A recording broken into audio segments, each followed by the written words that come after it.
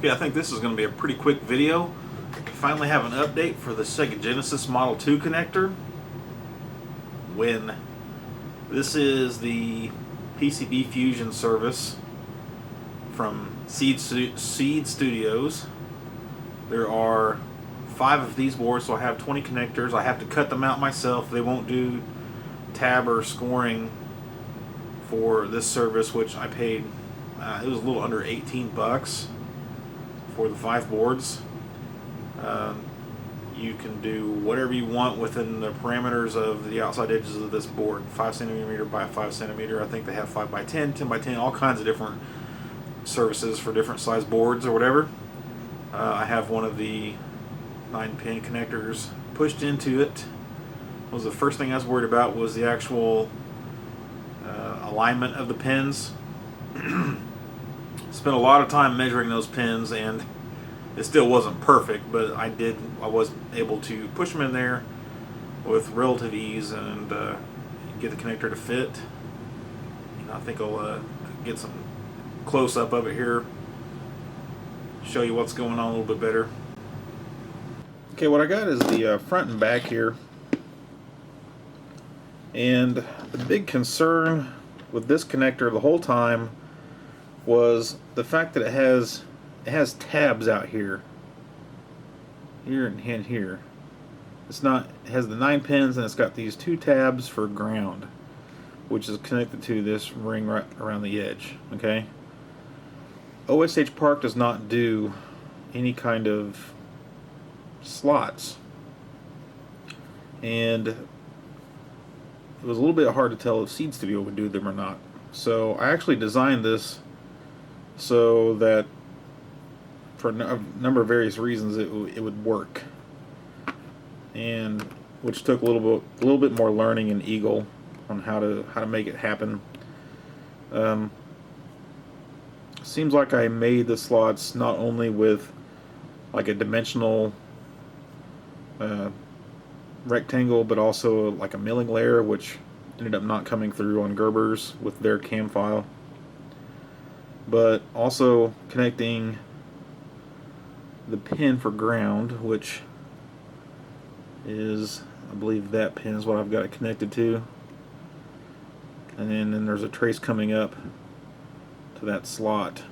Actually, we'll change that because it really should be down here on the bottom connecting to the slots, because I wasn't sure that the soldering pad that I've made here would well, I wasn't sure it was going to be a through-plated slot, but I thought, well, if I can just get that hole made, whether they through-plated or not, I could solder the tab to this little bit of polygon to the left side of it here, and then connect those together, and then connect that to the ground pin. And if I would have thought about it more, I would have had that trace down here and connected straight to that. What layer would that be? I guess it would be bottom solder side, but if it would just connect to that polygon straight away, then that hole could have been cut from that rectangle there, and it wouldn't have mattered. I still could have soldered the tab of the connector to that, and it would have been fine. However, if that was not through plated, then that trace right there would have not made connection. Not only to that one, but not to that one either, through that trace. I didn't want to get too crazy with the design on this, since it was just my first time with these people. So there's no ground plane. There's a lot to be desired with this. I just wanted to be sure that slot could be made, and I used their thinnest thickness of FR4 that they had, so that it would be easy to cut with scissors or whatever I ended up doing. I might try to score them myself. I've always wanted to try to do that. Never had a reason to till now.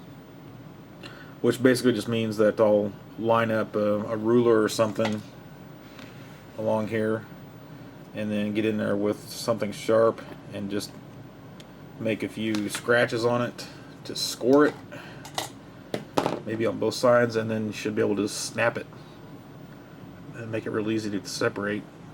and leave a fairly clean edge. But the reason I went with the thin stuff is just so that I could use scissors if I had to. And the big issue, which is obvious, it's pretty obvious, is I may have missed it, but there's no silkscreen on the bottom side.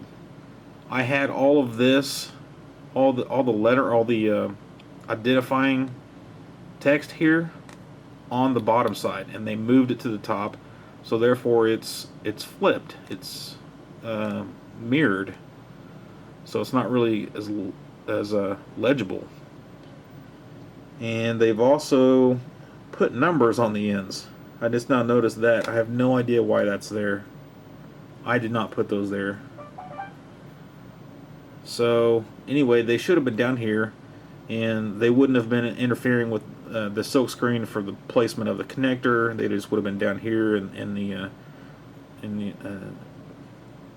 this area where there is nothing else to interfere with it, and it would have been legible. But if the surface does not have silk screen on the bottom, not a big deal. I'll just flip the whole thing, and get rid of that silk screen altogether. It doesn't need to be there anyway. And then just the lettering will be up here on top, and this will be the top side, and then the next time this will be the bottom side. If I decide to ever use these people ever again, I might try somebody else. Like I said, 4PCB kind of failed on me, so I'm not real concerned about going forward with them ever again. So that's a good look at the boards, and that's a pretty good look of the connector pushing through it. It does have standoffs on it, you can see. I'm not sure if I should leave those on there or not, but my tab of the connector itself is not exactly poking through very far, but all the pins are poking through plenty far.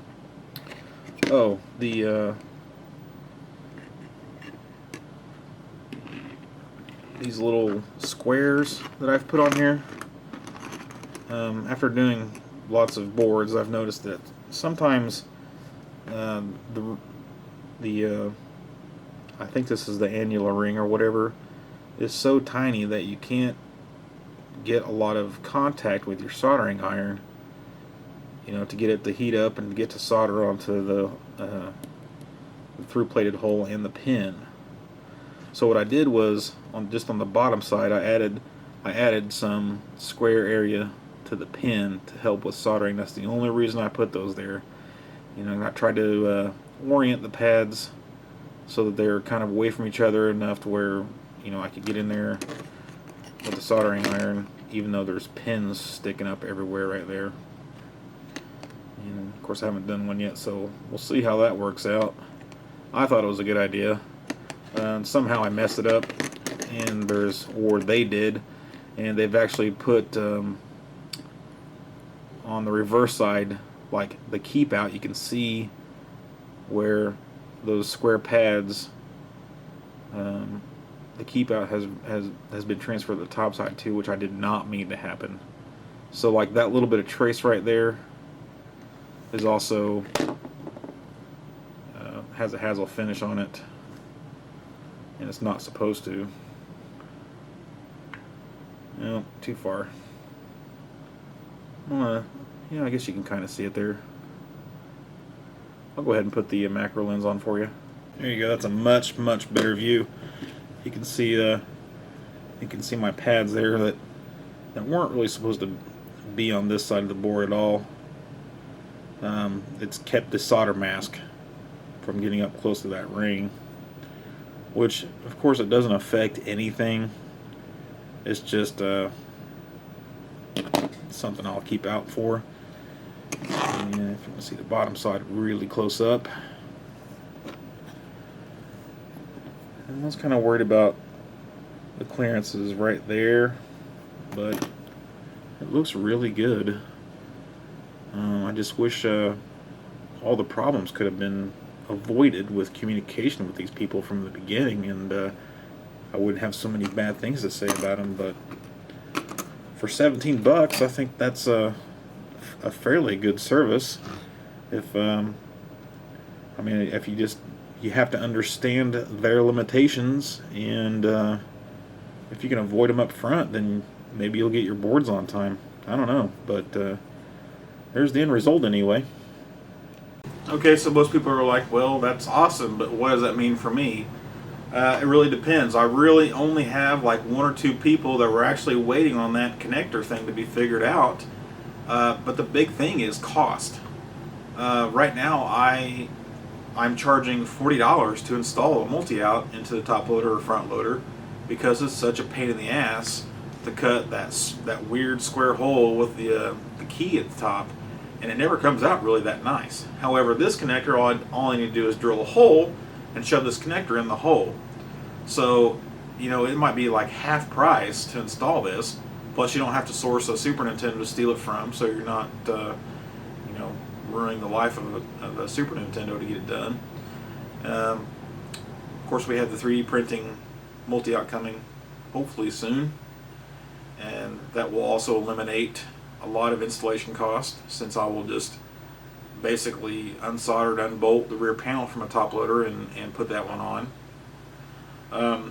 The actual front loader version, the panel mount version of the 3D printed multi-out, though, will cost a little bit more actually, because I still have to cut a square into the front loader. But you come out with a multi-out in the end, and honestly, the difference between the multi-out and this is kind of irrelevant.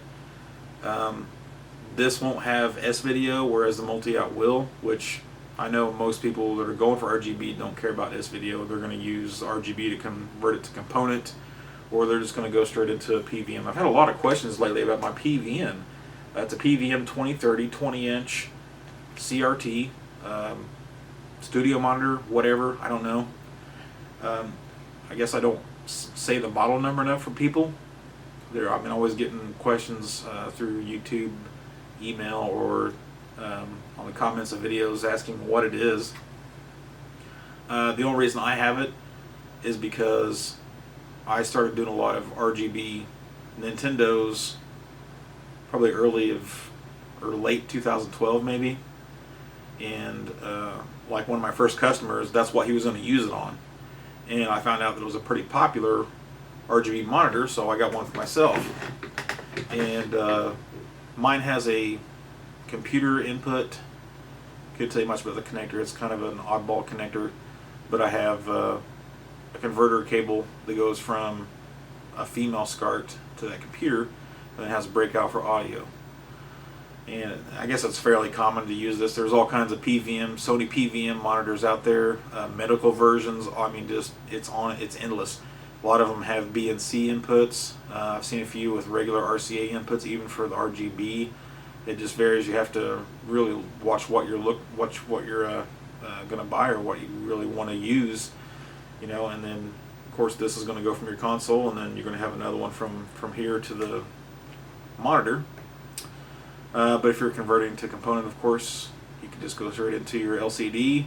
I've said this to a lot of people, but if you're not sure that your LCD will do 240p component, which 240p is the resolution of the Nintendo, basically what you do is you find a front loader or an AV modded top loader, and you hook the composite straight into the Y input of your TV, and you should get a black and white image.